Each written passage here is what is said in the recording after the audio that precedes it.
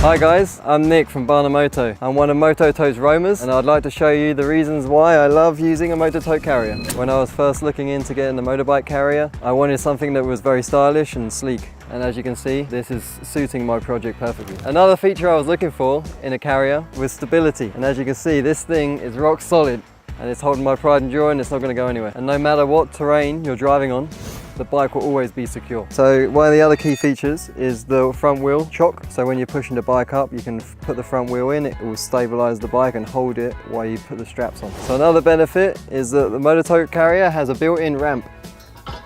You'll always be able to unload and load your motorcycle anywhere without having to carry any extra tools or equipment in your car. A little tip, I always secure the one that's nearest the car first at the front, just to give that extra sense of security.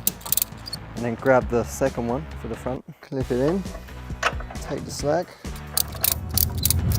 I've taken this trailer all across Europe and instead of having to deal with a big trailer, having this carrier has just been much easier and so much more convenient. I also use it for transporting customers' motorcycles from their homes to my workshop. I've never had an issue.